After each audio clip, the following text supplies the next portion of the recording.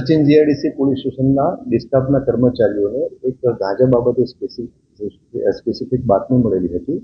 બાતમીમાં એવું હતું કે આરોપીઓ સુમંત સિન્હા અને અસલમ ચૌધરી આ બંને અગાઉ પણ એનડીપીએસના કેસો આમના વિરુદ્ધમાં થયેલા છે અને આ બંને આરોપીઓ સુમંત સિન્હાના જે રહેણાંકનું જે ઘર જે છે એ ઘરમાં ગેરકાયદેસર રીતે ગાંજાનો છૂટક ધંધો કરે છે વેચાણ અંગેનો.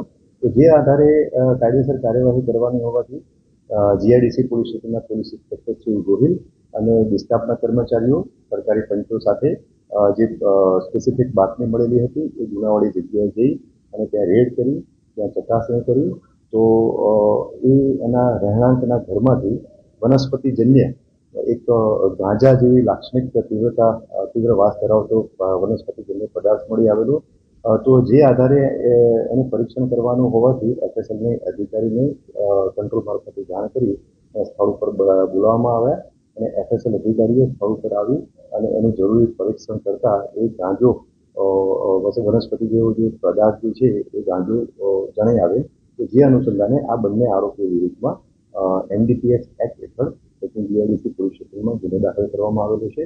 આ જે ગાંજાનો જથ્થો આ બે આરોપીઓ પાસેથી મળી આવેલ હતો એ ટોટલ 3.515 કિલોગ્રામ અને એની કિંમત 35,150 રૂપિયા જેટલી થાય છે. અને આ બંને આરોપીઓ પાસેથી મોબાઈલ ફોન પણ મળી આવેલા. એટલે આ ગાંજાનો જથ્થો અને બે મોબાઈલ ફોન મળી અને 45,150 નો મુદ્દામાં તપાસ અર્થે કબજે કરવામાં આવેલો છે. આ જે તપાસ દરમિયાન અને જે પોલીસ સ્ટેશનના રેકોર્ડ ઉપર ખાતરી કરતા આ બંને આરોપી વિરુદ્ધમાં ક્રિમિનલ એન્ટિસિડન્ટ એટલે કે ગુનાહિત ઇતિહાસ પણ જણાઈ આવેલો છે. અને એમાં જે પહેલો આરોપી જે છે સુમંત કૈલાસ પ્રસાદ વિદ્યાલાલ સિન્હા કે જેમના રહેણાંકના મકાનમાં જ આ ગેરકાયદેસર રીતે ગાંજાનો વેપાર કરતો હતો, તેના વિરુદ્ધમાં અગાઉ 9 ગુના દાખલ થયેલા છે. આ 9 ગુના પૈકી એક ગુનો શરીર સંબંધી ગુનો જે છે એ અને એના સિવાયના 2 ગુના જે છે એ પ્રોહિબિશન એક્ટ હેઠળ ગુના દાખલ થયેલા છે અને એના સિવાયના 6 ગુના એનડીપીએસ એક્ટ હેઠળ દાખલ થયેલા છે.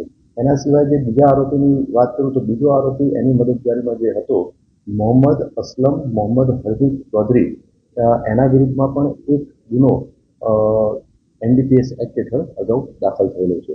આમ આ બંને આરોપી વિરુદ્ધમાં ગુનો દાખલ થયેલો છે અને આ બંને આરોપીઓની પ્રાથમિક પૂછપરછ કરતા આ બંને જે આરોપીઓએ જે ગાંજાનો જથ્થો જે છે એ સંતોષ યાદવ કરનાર ઈસમ પાસેથી લાવેલાની હકીકત ડિસ્ક્લોઝ થઈ છે. આ સંતોષ યાદવ એ સુરત શહેરના પઠાર વિસ્તારનો રહેવાસી છે. હાલમાં